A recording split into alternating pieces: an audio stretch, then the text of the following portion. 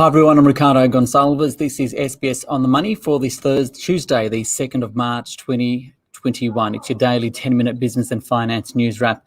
Later we'll hear from the Australian head of video conferencing company Zoom. But first to the Reserve Bank, which left official interest rates on hold today at 0.1% and said rates won't rise until 2024 when employment, wages and inflation lifts. That's at least until 2024.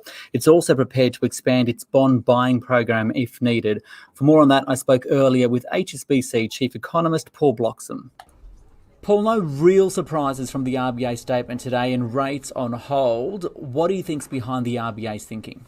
Well, the RBA didn't take any action today, but over the last few trading days, what they've been doing is getting more heavily involved in the bond market in order to maintain their three-year yield target. So the RBA is now targeting a three-year yield of 10 basis points, but the market has wanted to lift those interest rates. So to get it to keep it at 10 basis points, the RBA's had to get more involved. Now, the major impact that has on the economy, of course, is it lowers the cost of funding for governments and for businesses, but it also lowers those fixed rate mortgages, keeps the downward pressure on those fixed rate mortgages,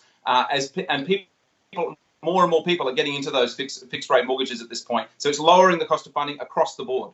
Is there a threat we'll see higher interest rates, whether that be the cash rate or variable rates that the banks pass on before that 2024 RBA date has suggested? Because is there a risk that the economy is growing faster than what the RBA anticipates? Well, the key thing to keep in mind here is inflation is still very low. The labour market still has considerable spare capacity. You've got an unemployment rate well above what we call full employment. So it's the RBA's assessment and our own assessment that with inflation as low as it is, the RBA is not going to be lifting interest rates for quite some time. And in fact, from the RBA, we heard today them once again tell us that they don't think they'll be lifting interest rates until at least 2024, which is obviously a considerable period down the track. And just finally, a lot of attention's on the housing market lately when we saw those house prices rise the fastest in 17 years yesterday.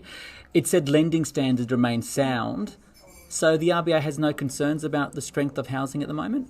Look, I think the RBA is generally going to think that the rise in house prices and the pickup in that area is actually a positive at the moment. It's a sign that there's a return to confidence in the economy. It's also a sign that monetary policy is working.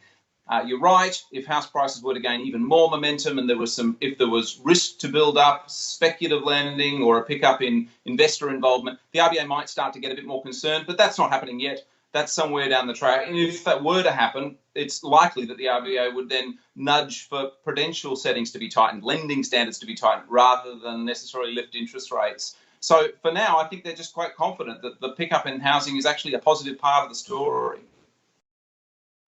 Paul Bloxham there, Chief Economist at HSBC. The market didn't like it. The S&P ASX 200 down by 0.4% today to 6,762. The miners declined, but the Australian dollar buying 77.5 US at the close. For more, I spoke earlier with Scott Phillips from the Motley Fool. He's the Chief Investment Officer there. Scott, how did the RBA meeting impact the market today? Ricardo, was a bit of a muted response. The market tried desperately to pull out of what was basically a steady decline all through the trading day. Jumped up for about 10 minutes, but unfortunately then resumed its fall. It's going to be a tough one. We're hearing a lot about rising long-term interest rates, right? So a lot of activity on the bond market. How is this influencing the equity market? It's a fascinating story. The market's really trying to work out for how long rates will remain low, both here and overseas. To the extent the RBA is successful there, that makes borrowing cheap. It also makes the rate of return expected on shares a whole lot lower. Of course, that's only part of the story because overseas rates will continue to increase as well, and markets having to factor both of those into those decisions. So what does that mean for investors then? Basically means we've got to be a little bit careful about what we expect from interest rates moving forward. When rates are so low, that's put all of the chips on shares, and that's been great. Of course, as rates start to rise, that should, in all if theory comes to practice, mean that there's actually downward pressure on share prices. It also means be careful of the businesses you own and be careful of too much debt, because when debt gets more expensive, that also hurts profits. I guess one thing that we've seen is this shift away from technology stocks recently. So where are you seeing value right now in this type of environment?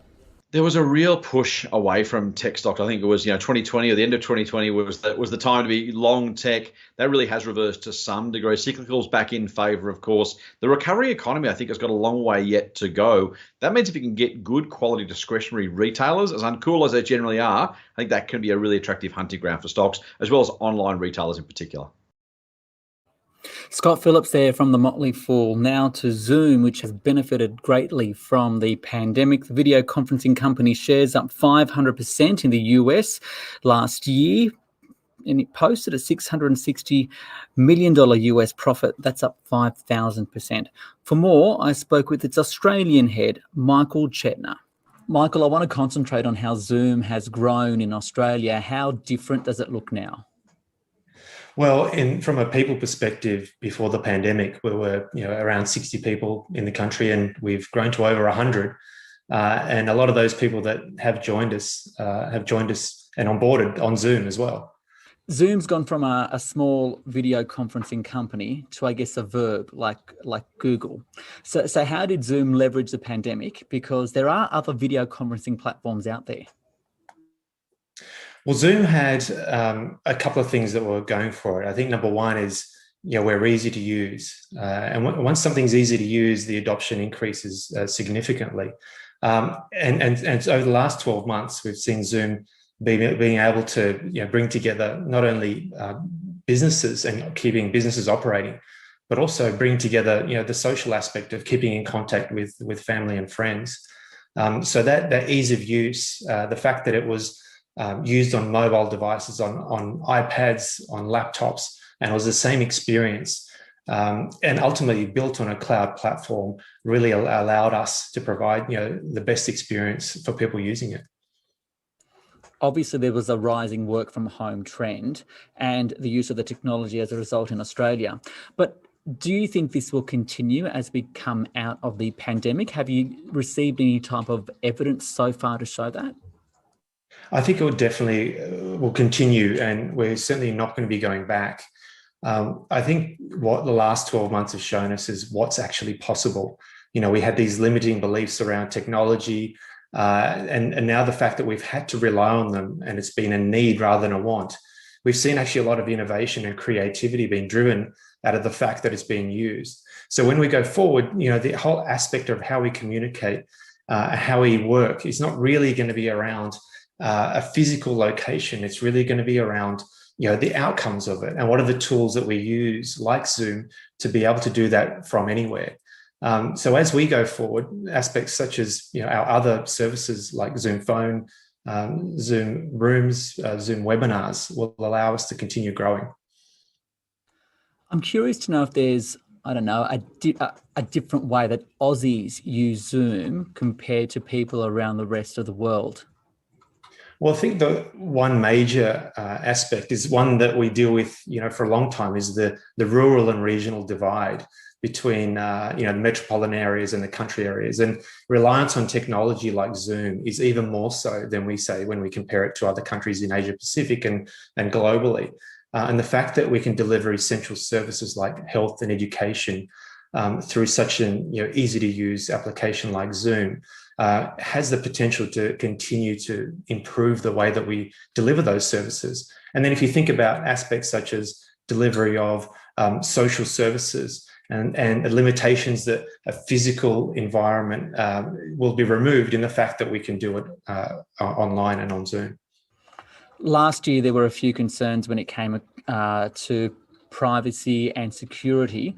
How has that been rectified, and what kind of assurances can you give consumers that their privacy and security will be safe?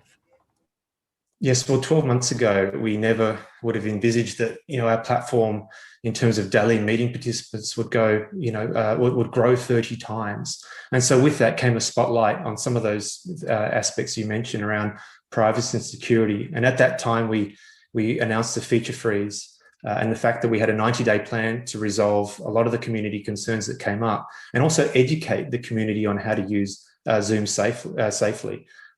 So that 90 days was completed midway through last year, and I'm pleased to report the fact that not only has Zoom delivered on all of those issues that we were asked to address, but also delivered features such as end-to-end encryption to ensure privacy and the security that individuals would expect. Michael Chetner there, the head of Asia Pacific Zoom. I'm Ricardo Gonçalves. You can follow me on Twitter and Instagram at Business Ricardo.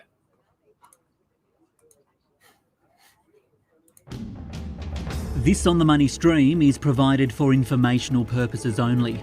The content in this stream should not be understood as constituting advice or a recommendation. It's not personal advice and it doesn't consider your personal circumstances or objectives. You should contact a licensed professional before making any financial decision.